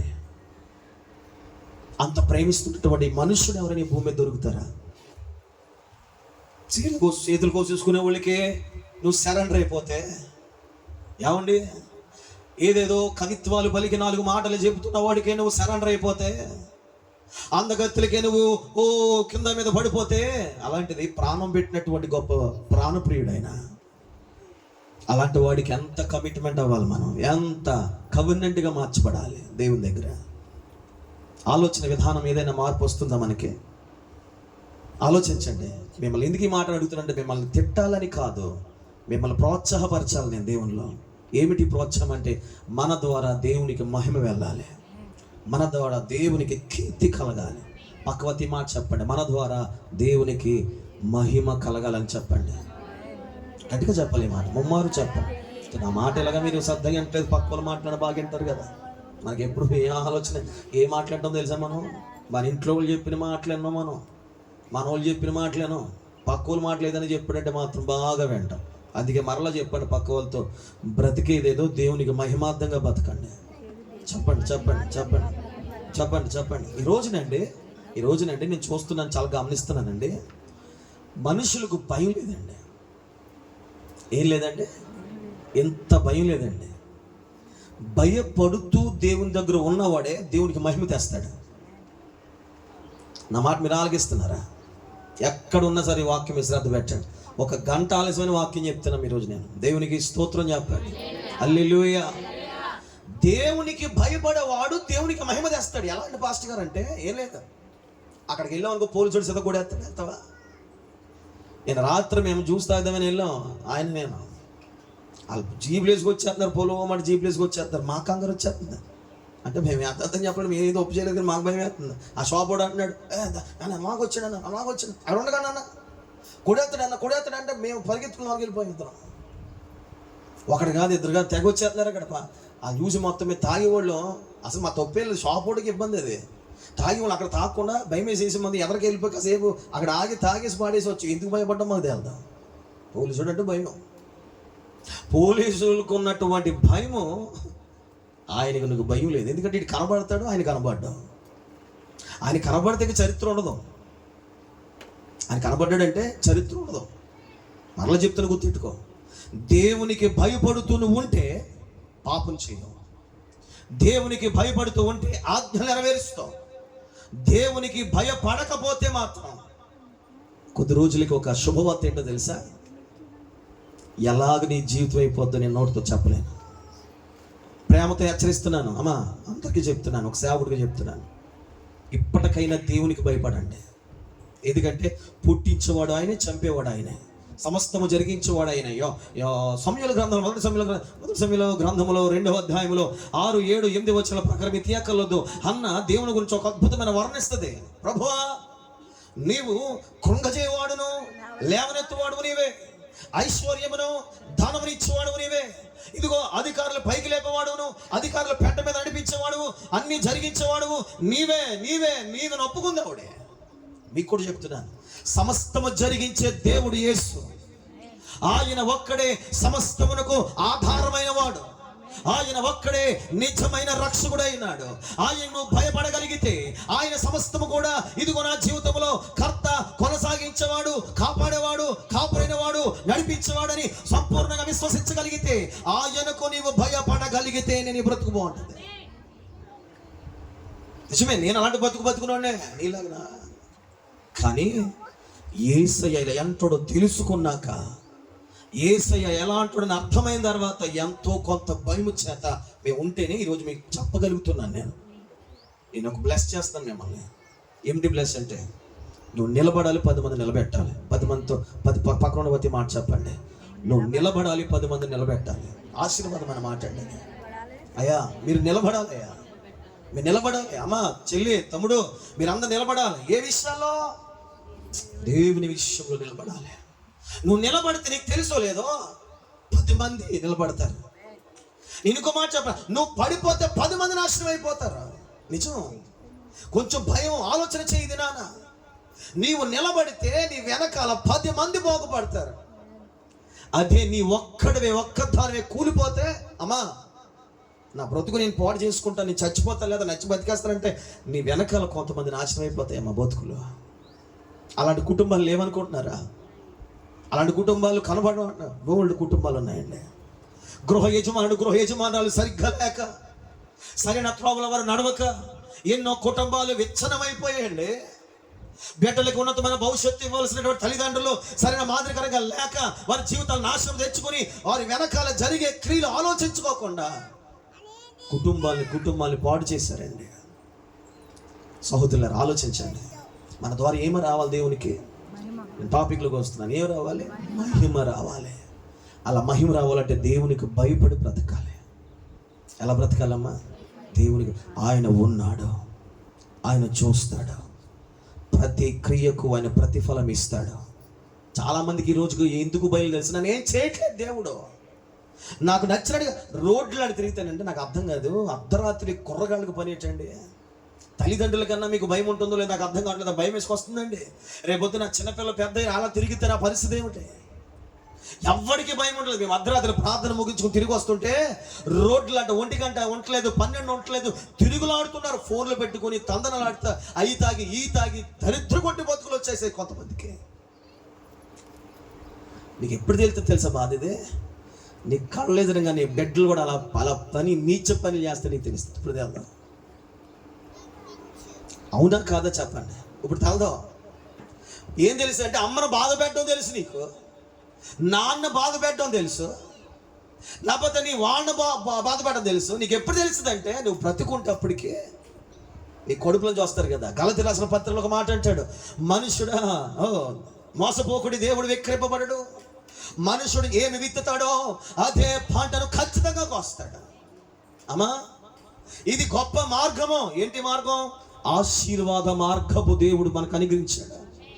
ఈ ఆశీర్వాద మార్గంలో మనం సరిగ్గా నిలబడగలిగితే, నీవు నిలబడితే నీ వెనకాల 10 మందికి నువ్వు ఆశీర్వాదకరంగా ఉంటావు. లేదా నీవు నిలబడలేదంటే 10 మందికి నాశనం తెచ్చే వ్యక్తిగా ఉంటావు. చాయిస్ నీదే. అదిగా చెప్తూ ముందుకు వెళ్ళిపోతాను. దేవునికి ఏం తీసుకురావాలో తెలుసా? మన ద్వారా మహిమ తీసుకురావాలి. రేపొద్దున మన బిడ్డలు చూసినప్పుడు నేను చూస్తుంటే భయపడాలి. ఈరోజు పిల్లలకు భయం లేవు తెలుసా మీకు? ఉన్నాయా? ఎంత బొడ్డగాళ్ళు ఎటకారం చేస్తారు అమ్మల్ని నాన్నల్ని. నిజం ఏంటే, మనం క్రమశిక్షణలో మనం ఎదగలేని కారణాల చేత, వారికి ఉండవలసినటువంటి మాదిరిగానే బ్రతుకులు మనం చూపించిన కారణం చేత, ఈ రోజున వాళ్ళు ఎదుటంగా చేయవలసిన సత్కార్యములు మనం చేయలేని కారణాల చేత మన బిడ్డలే మళ్ళీ ఏం చేస్తున్నాయి సార్? చెప్పవులే నువ్వు అంటున్నారు. ఒక ఆవిడ నాకు దగ్గరకు వచ్చి అడుగుతుందయ్యా, మా బిడ్డల కోసం ప్రార్థన చేయండి. ఎందుకు వచ్చింది అవసరత? బిడ్డలు మాట్లాడట్లేదు. ఎందుకు వినట్లేదు? నీ మాట వినకపోతే నువ్వు బయటకు వచ్చి ఆ మాట చెప్తున్నావు. ఏం జరిగింది? అక్కడ లోపం ఉంది. ఆ మొదటిలోనే లోపం వచ్చింది. చెప్పండి, మొదటిలోనే లోపం వచ్చింది. అందుకే బయటికి రావాల్సి వచ్చింది అన్నమాట. ఒక కుటుంబాన్ని నలుగురు ఉంటే ఆ ఇంటిని నువ్వు కట్టుకుంటే బయటోడు ఎవడు రావక్కర్లొద్దు నీకు సలహా చెప్పడానికి. బయటోళ్ళు వచ్చి తీర్పులు తీర్చక్కర్లొద్దు తమ్ముడు, అంతేనా? బయట వారు వచ్చి నీ గురించి విచారించక్కర్లొద్దు. నీకు నీవే నీ కుటుంబాన్ని సరి చేసుకునే అర్హత ప్రభు నీకు ఇచ్చాడు. దేవునికి స్తుతి కలుగును గాక. మరలా చెప్తూ ముందుకు వెళ్ళిపోతాను. మనల్ని దేవుడు తనకు కీర్తి కలగడానికి పెట్టాడు. కీర్తి రావాలి, పేరు రావాలి. నిన్ను చూడగానే అని అనుకోవాలి, నా కొరకు నా కొడుకు నా కూతురు మార్చబడ్డారు, నా ఆలోచన వారు చేస్తున్నారు, ఈ జ్ఞానవంతమైన వాక్యాన్ని నెరవేరుస్తున్నారు. వారికి నచ్చిన త్రోవలు కాక నేను మెచ్చిన త్రోవలుగా వారు వచ్చి వారి జీవితంలో ఎన్నో విడిచిపెట్టి వచ్చారు. కాబట్టి ఇదిగో నా రాజ్యంలో వీళ్ళని ప్రధానంగా ఉంచుకుంటాను, నా రాజ్యంలో ఉన్నతమైన స్థానం బిడ్డలు పెడతాను అని ఆయన ఈ లోకంలో బ్రతికినప్పుడు కూడా తోడై ఉండి తన రాజ్యానికి వెళ్ళినప్పుడు కూడా అద్భుతమైన సాక్ష్యాన్ని మన కోసం పలుకుతాడు. నమ్మకమైన దాసులారా అని. ఆ సాక్ష్యం సరిపోదా? 10 మంది దగ్గర నిలబెట్టి ఇతడు మంచోడు అంటే పొంగిపోతాం. అలాంటిది కొన్ని కోట్ల మంది ఎదుట నిలబడే ధన్యకరమైన దినాలు రాబోతున్నాయి. నమ్మిన వారు గట్టిగా చప్పట్ల కొడితే దేవునికి స్తోత్రం చెప్పండి. కొన్ని లక్షల ముందు, కొన్ని కోట్ల ముందు నిలబెట్టి ఇతడు నా ప్రియ కుమార్తె, ఇతడు నా ప్రియ కుమారుడు, నా కొరకు అనేక శ్రమలు అనిపించి అనేక కష్టాలు అనిపించి నీతిగా నిలబడినటువంటి నా వారసుడని చెప్పే దినాలు. బాబా ఎంత గొప్ప భాగ్యం అది. దాని కొరకు ప్రయాసపడండి. నీకు ప్రయాసపడడం అలవాటే, కష్టపడడం అలవాటే. కానీ ఈరోజు కష్టపడవలసింది నీ ఆత్మతో, నీ దేహంతో, నీ మనసుతో కష్టపడు, పోరాటం చేయి. దేవునికి కీర్తి తేవాలి. అలాగేనా? చెప్పండి, ఆయనకి కీర్తి తేవాలి. కనుక నేను జాగ్రత్తగా బతక. రెండో మాట ఏమన్నాడమ్మా? తన చిత్త ప్రకారము దయా సంకల్పము చెప్పున. దేవుడు దయ తలచి మనకి బ్రతికిచ్చాడు. దయ తలచి. చెప్పండి, ఏం తలచి? చెప్పాలి. ఈ బ్రతుకంతా ఏంటి? ఎప్పుడు అయిపోవాలి. మనం నా వైపు చూడండి, మీరు ఎప్పుడు అయిపోవాలి. నీలాంటి వయసు వాళ్ళు అయిపోయారు చాలా మంది. తెలుసా నీకు ఆ విషయం? నీతో చదువుకున్న వాళ్ళు కూడా వెళ్ళిపోయారు, నీ పక్కింటి వాళ్ళు వెళ్ళిపోయారు. కరోనా టైంలో ఎంతమంది లేచిపోతారు అప్పుడు. కానీ ఈ రోజు ఇంకా నువ్వు బ్రతికావంటే దాని అర్థం చెప్పిన దేవుడు దయ తలచి నీకు జీవితాన్ని ఇచ్చాడు. ఆయన పెట్టిన భిక్ష అంటే నేను ఒక మాట చెప్పాలంటే, మరి ఆయన పెట్టిన బ్రతుకు, ఆయన ఇచ్చిన ఆయుష్, ఆయన ఇచ్చిన ఈ జీవితం, మరి ఆయనకు కాకుండా దేనికి నిలబడుతున్నావు ఈ రోజున? ఎస్తరమ్మ గారి దగ్గర నాకు నచ్చిన ఒక చిన్న విషయం చెప్తున్నాను. ఏ విషయం వచ్చినా ఒక మాట అనేది, అయ్యగారండి ప్రార్థన చేయండి అయ్యగారు, అయ్యగారండి శివకు బాగోలేదండి ప్రార్థన చేయండి అయ్యగారు, హనీకి బాగోలేదండి ప్రార్థన చేయండి అయ్యగారు, లేకపోతే కార్తీక్ బాగోలేదండి అయ్యగారండి, నాకు నాన్నగారికి బాగోలేదండి ప్రార్థించండి అయ్యగారు. భక్తి చేసింది ఆవిడికి తగిన భక్తి చేసుకుని వెళ్ళిపోయింది. బతికున్న మనం ఇంకా అధికమైన భక్తి చేయాలి. బతికిన మనం ఇంకా సంపూర్ణతలోనికి వెళ్ళాలి. బతికిన మనం ఇంకా దేవునికి మహిమార్థమైనటువంటి బ్రతుకు బ్రతకాలి. ఎందుకంటే ఇంకా మన మీద దయ చూపిస్తున్నాడు ఆయన. చెప్పండి, ఇంకా దయ చూపిస్తున్నాడు. శిక్షగర్హులైన మన మీద దేవుని చూపించేది దయ. ఆయన దయా సంకల్పం చెప్పిన చదువుతలే, యేసుక్రీస్తు ద్వారా తనకు కుమారులుగా. ఎవరికి కుమారులు? ఆయనకి బిడ్డలు మనం స్వీకరించుటకు మనలను ముందుగా తన కోసం. ఎవరి కోసం? ఆయన కోసం. ఒకడు అంటాడు నేను నీ కోసమే బతుకుతున్నాను, నువ్వు లేకపోతే సత్తాను అంటాడు. ఒక ఆవిడ అంటది నువ్వు రాకపోతే నేను చచ్చిపోతాను, దూకేస్తాను, కోసేసుకుంటాను, లేకపోతే ఏదో చేసేస్తాను అంటది. బతకవలసిందే దేవుడి కోసం. పాపిష్టులారా, ఎవరి కోసం బతకాలి? గట్టిగా చెప్పాలి ఈ మాట. ఎవరి కోసం బతకాలి? ఆయన కోసం బతికించడా నిన్ను. నేను బతికేది నీ కోసమే తెలుసా అంటాడు ఒకడు పనికి మళ్ళాడు. ఎందుకంటాడంటే ఈడు అట్మాటలు సినిమాల దగ్గర కూర్చుంటాడు. ఆ సినిమాలో క్యారెక్టర్ ఏంటి తెలుసా? ప్రేమ, పెళ్ళి, విలను, ఫైట్, అంతే. ఏ సినిమా చూసినా అంతే, అంతకు మించి ఏమి ఉండదు. కాకపోతే రంగులు మారుతాయి, మనుషులు మారుతారు, ప్లేస్లు మారుతాయి, సాంగులు మారుతాయి, కొత్త కథలు, కొత్త విషయాలు, అంత కామనే. ఏముంటది ఇంకా అందులో? ఒక బాధ్యత పరుడు ఎక్కడైనా ఉంటాడా? ఏమా కొడతాడమ్మా, కుర్రాడు అవుతాడమ్మాడు, లైన్ వేసుకుంటాడు. ఒక ఆవిడని ఒక పార్ట్, ఇదొక ఏంటంటే ఫస్ట్ హాఫ్ సీన్ అంతా కూడా లవ్ సక్సెస్, తర్వాత ఒక శత్రువు, నానో మొత్తం మీద మా మాంగారు ఎవరో శత్రువు, లాస్ట్ క్లైమాక్స్ ఆయన చంపాడు, వీడు చచ్చిపోతే అయిపోయింది. దీన్ని చూసి నేను కూడా సాధించాలి. ఏం సాధిస్తావు? క్రైస్తవులుగా ఉండి సినిమాలు చూసేవాళ్ళు మీకు అర్థం కాదులే. ఎవరికి అర్థమవుద్ది అంటే ఇది ప్రభు కొరకు కొన్నిటిని విడిచిపెట్టిన వాళ్ళకి అర్థమవుద్ది. ఎవరికి అర్థమవుద్ది? ఈ బోధ కొద్దిగా ఇబ్బందిగా ఉండొచ్చేమో, మా బోధ ఇలాగే ఉంటుందండి. దేవునికి స్తోత్రం కలుగుగా. హల్లెలూయా. మీరు ఎలా తిరిగినా పర్వాలేదు, మా కానుకలు ఇచ్చిన బోధ ఇక్కడ ఉండదు. మీరు ఎలా ఉన్నా పర్లేదు, రోజుకు బియ్యం బత్త మా దగ్గర ఉండదు. నా దగ్గర అంతా ఉండేది ఏంటంటే మీకు నచ్చకపోయినా నేను దేవుని ఆలోచన మీకు చెప్పాలి. అదే చెప్తున్నాను. దేవుడు మనల్ని దయ చూపించాలంటే బ్రతికిచ్చి తన కోసం. ఎవరి కోసం? తన కోసం. చెప్పండి, ఇప్పుడు ఎవరి కోసం బతకాలి? పౌలు గారు తెలిసి అంటాడు, బ్రతుకుట చావైనా నువ్వేమంటావు? నువ్వు 10 మంది తీసుకెళ్ళిపోతాను చూస్తారు కొంతమంది. ఒక ఇంట్లో గొడవ అవుతుంది, కుటుంబంలో గొడవ జరుగుతుంది, నిన్నేం చేస్తాను చూడ అంటుంది ఆవిడ. అంటే ఏంటి? ఆవిడ పోతావు మొత్తం మీద కొంతమంది తీసుకుపోతారు కదా. కొంతమంది రోడ్ల మీద కూరగాయలు అలాగే బండి ఎడుతున్నారు, జాతకెళ్ళరా బాబు. వాడు ఉంటాడు జమ్మనో చేస్తున్నాడు. నేను మాకు ఎదురాడు ఒకడు ధవళేశ్వరంలో. ఈయన గారు వెళ్ళిపోతున్నాడు గోమని. అప్పటికే భయం వేస్తుంది నాకు, ఎందుకంటే అతను వెళ్ళి వచ్చిన ప్లేస్ అలాంటిది. పొద్దున్న దేవునికి స్తోత్రం చెప్పండి ఒకసారి. హల్లెలూయా. కానీ అప్పటికే చెప్తున్నాను వద్దు తేడా కొడుతుంది అని చెప్తే పక్కన జమ్మని వెళ్ళిపోయాడు. ఆడ ఉద్దేశం ఏంటంటే ఆడు పోతా ఎవరినో తీసుకెళ్ళిపోతాడు. చెప్పండి, దెయ్యం లక్షణం తెలుసా మీకు? దెయ్యం లక్షణాలు గాలి పెట్టే ఎవరికన్నా, గాలిలో భూత వైద్యుల దగ్గరికి వెళ్ళారా? దెయ్యం ఏమంటే దెయ్యం పెట్టిన వాళ్ళకి నేను తీసుకుపోతాను ఇవి నా మనిషి అంటది.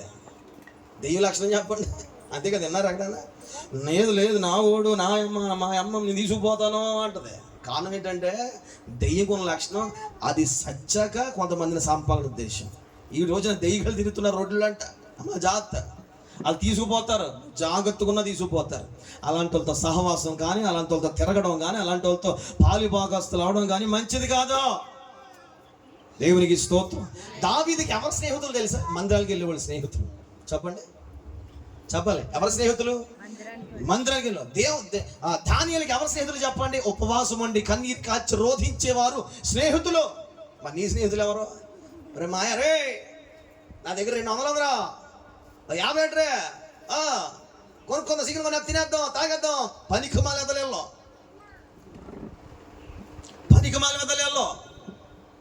నాకు ఉన్నారు అలాంటి వాళ్ళు, బోళ్ళు మంది ఉన్నారు. మా బ్యాచ్ కూడా అనుభూతుల బోర్డు ఉండే. నాకు ఎవరు అవసరం లేదని విడిచిపెట్టేసాను.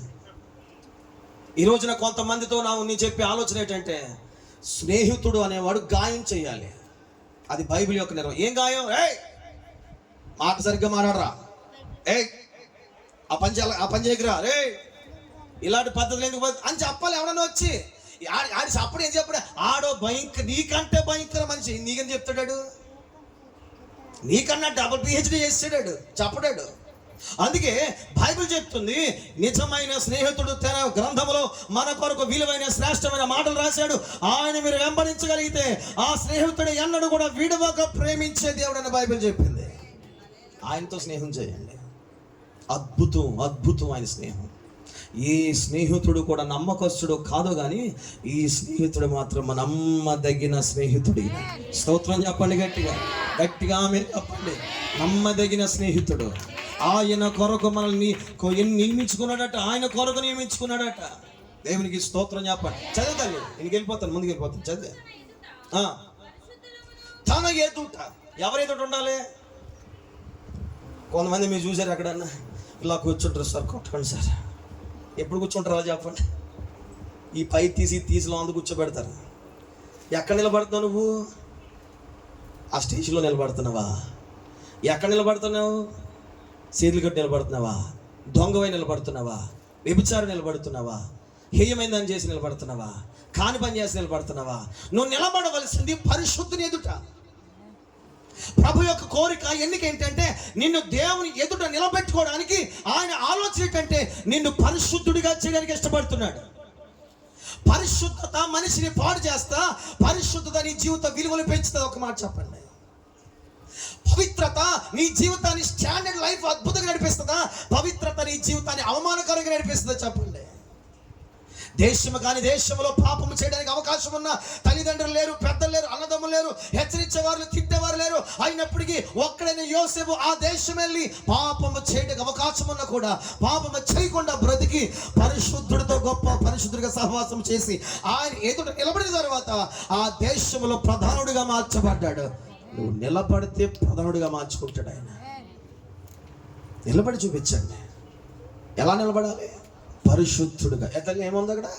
తన ఎదుట పరిశుద్ధులుగాను, మూడో మాట దోషము లేని మనిషిగా ఉండాలి. ఆయన ఫిల్టర్ చేద్దాం అనుకుంటున్నాడు. ఫిల్టర్ చాలా మంది ఇలా అడుగుతారు, ప్రభు నన్ను తీసుకెళ్ళిపో ప్రభు, బాధ వచ్చినప్పుడు తీసుకెళ్ళాడు. ఇంకా ఎందుకు పెట్టి చెప్పిన, నేను ఫిల్టర్ చేయడానికి పెట్టాడు దేవుడు మనల్ని. సంపూర్ణమైన తీసుకెళ్ళిపోతాడు ఆయన. నరులారా తిరిగి రండి అంటే వెళ్ళిపోతారు, సెలవిస్తాడు.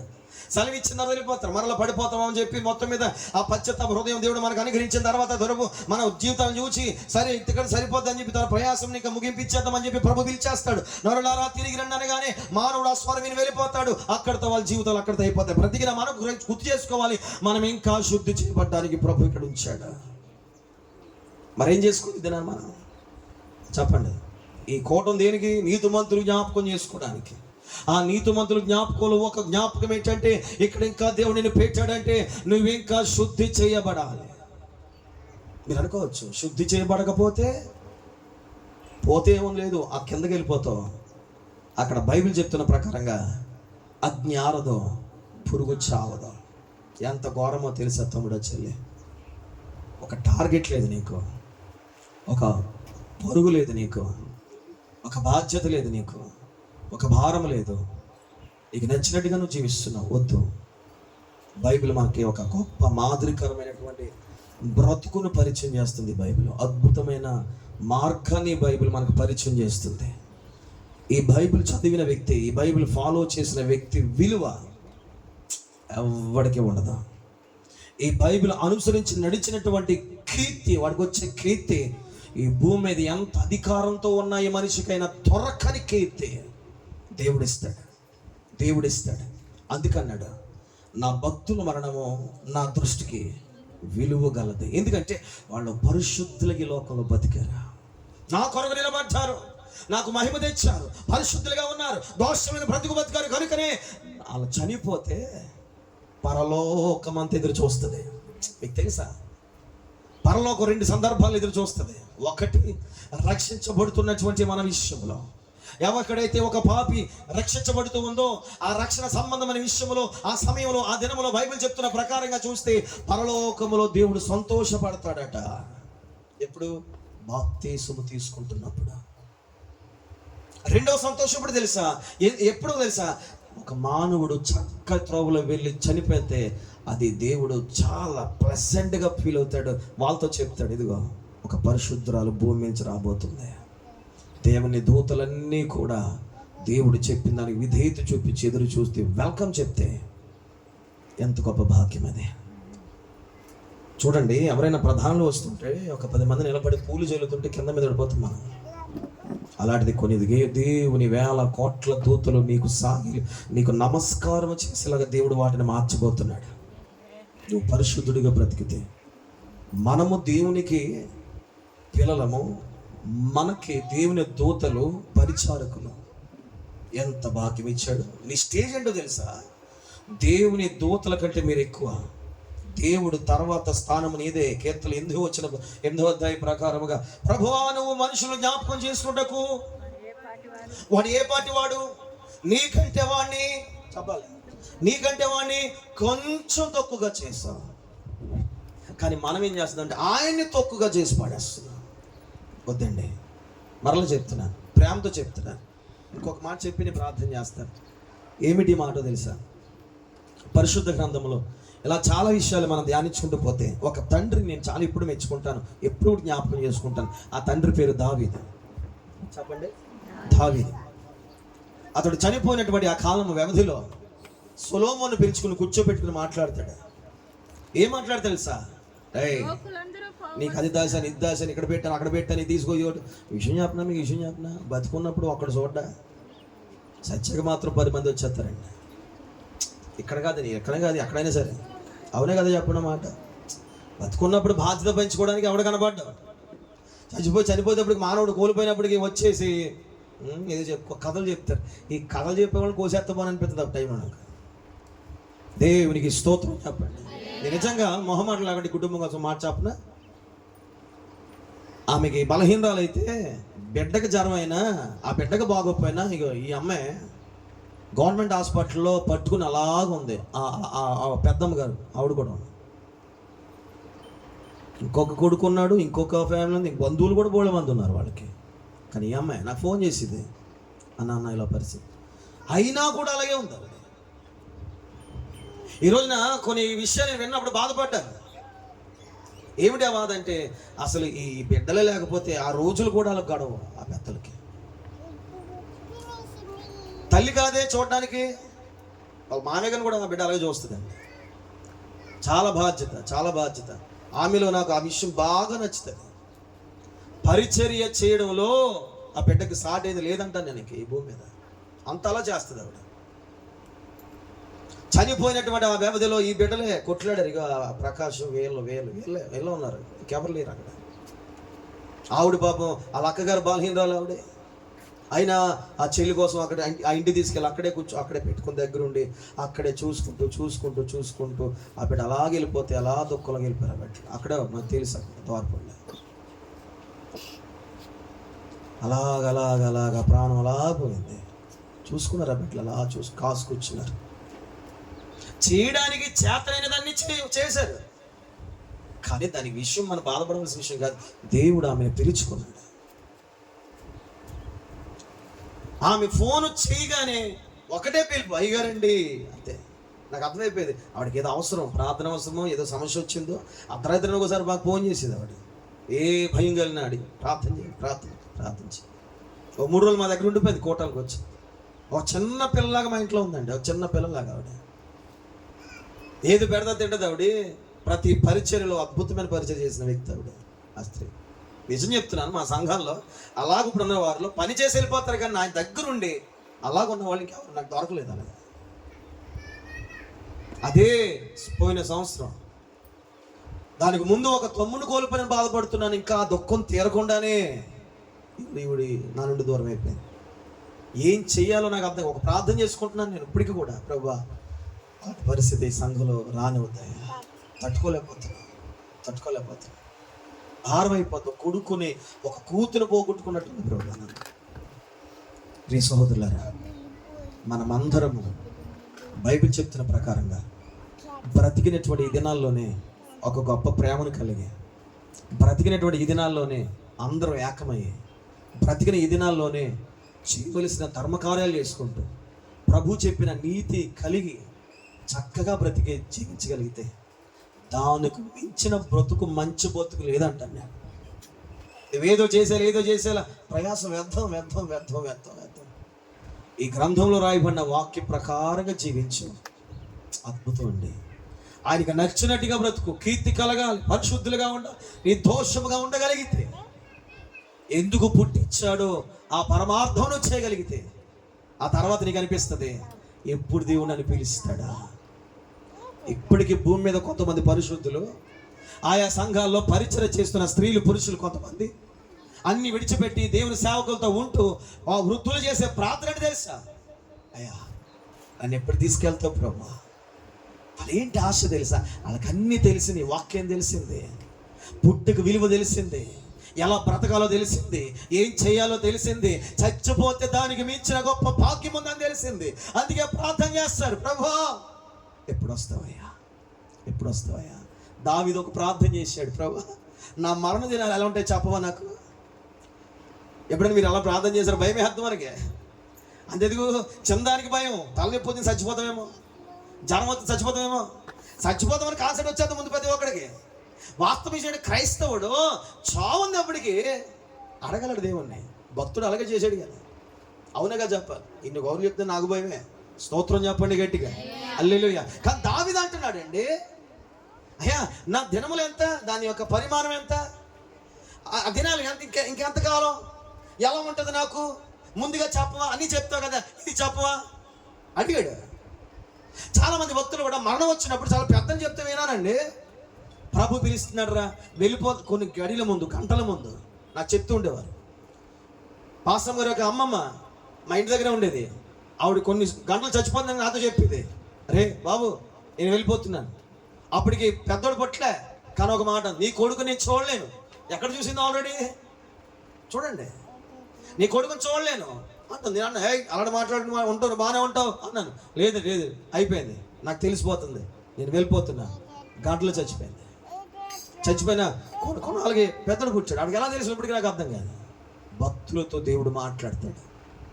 అమ్మా అలాంటి బతికి ప్రభుకి వెళ్తే, ప్రభు దగ్గరికి వెళ్తే అక్కడ పండగ, ఇక్కడ ఎన్ని చేసిన దండగ.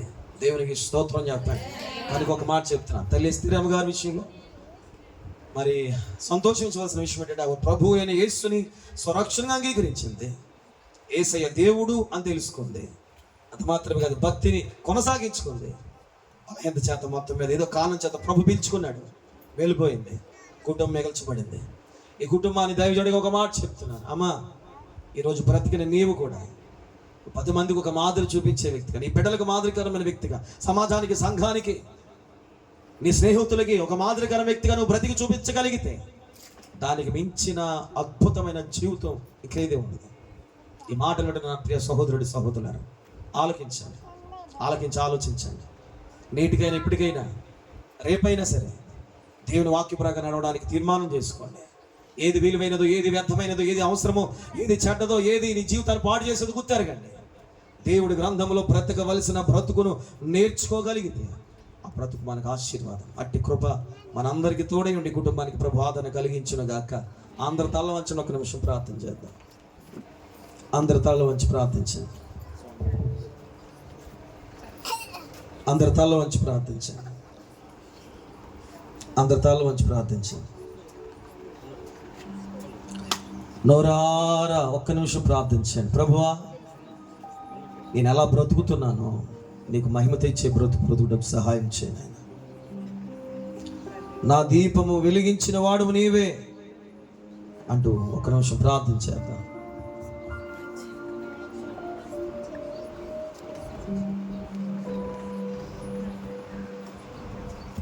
స్తోత్రం, హల్లెలూయా.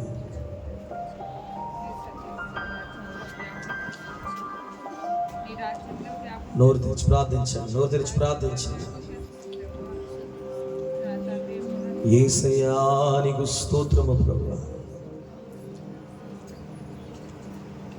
యేసయ్యా నీ కృపా నన్ను అమరత్వానికి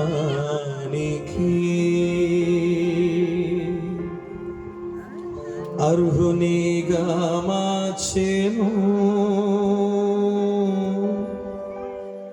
యేసయ్యా నీ కృపా నన్ను అమరత్వానికి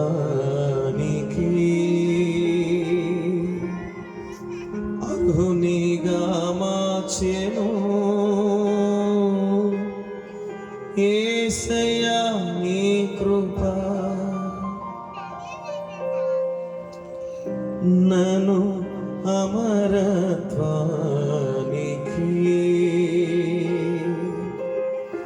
అర్హునిగా మార్చెను. యేసయ్యా నీ కృపా గురువా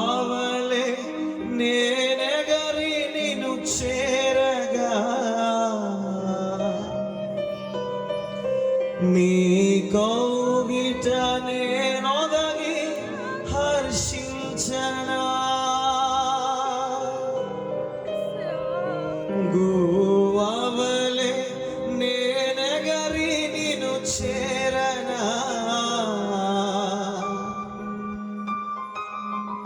నీ కౌగిట నేనొదగి హర్షించనా ఈ కోరిక నాలో తీరునా రాకడలోనే తీరును ఈ కోరిక నాలో తీరునా రాకడలోనే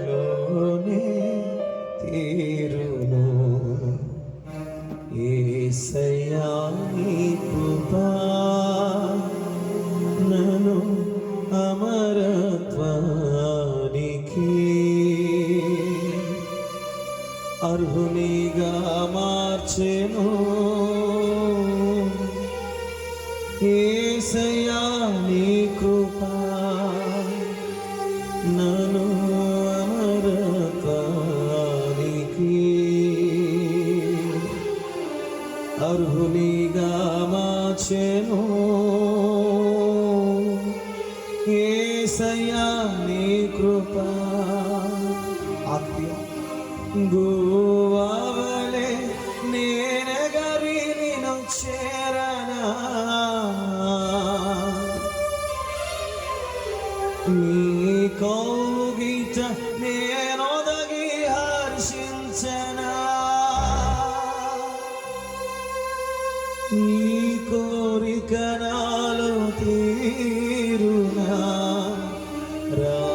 రాకడలోనే తీరును నీ కోరిక నాలో తీరునా రాకడలోనే తీరును యేసయ్యా నీ కృపా నన్ను అమరత్వానికి అర్హునిగా మార్చెను యేసయ్యా నీ కృపా నన్ను అమరత్వానికి అర్హునిగా మార్చెను యేసయ్యా నీ కృపా థ్యాంక్ యూ ఒక చిన్న ప్రార్థన చేసుకుందాం ఎవరి మట్టుకు వాళ్ళే ప్రభువా నన్ను అమరత్వానికి వారసులుగా వచ్చేవా ప్రభువా మా పితరులు మా ఎదురుగా నిద్రిస్తున్నారు మా పెద్దలు మా ఎదురుగా నిద్రిస్తున్నారు ప్రభువా వారు వెళ్ళినట్లే మేము కూడా ఒకరోజు నీ వద్దకు రావడానికి అమరత్వములో శాశ్వత రాజ్యములో శాశ్వత కాలం నివసించడానికి నా తల్లితోను నా తండ్రితో నా పితరులతో బ్రతికడానికి ప్రభువా ఇక్కడైతే నా పెద్దలను కోల్పోయాను కానీ నీ రాజ్యములో యుగాయుగములు బ్రతికే కృప ఉంది కదా ఆ కృప పొందుకోవడానికి ఆ అమరత్వానికి నిత్య జీవానికి వారసురాలుగా వచ్చావు ప్రభువా గువ్వవలె ఎగిరి నీ వద్దకు ఎప్పుడుస్తానని ఎదురు చూస్తున్నాను ప్రభు అయ్యా నీ యొద్ద చేరుటకు నాకు ఆసక్తి కలిగి ఉన్నాను రాజా ఈ లోకంలో బ్రతికి దినాల్లో నీకు నచ్చిన బ్రతికి నీ యొద్దకు రావడానికి సహాయం వచ్చే ప్రభు అతి కృప దయచేయమని ప్రార్థన చేసుకుందాం వచ్చిన ప్రార్థన మన మధ్యనటువంటి దైవజనులు పాస్టర్ గారు ప్రార్థన చేస్తారు థ్యాంక్ యూ లార్డ్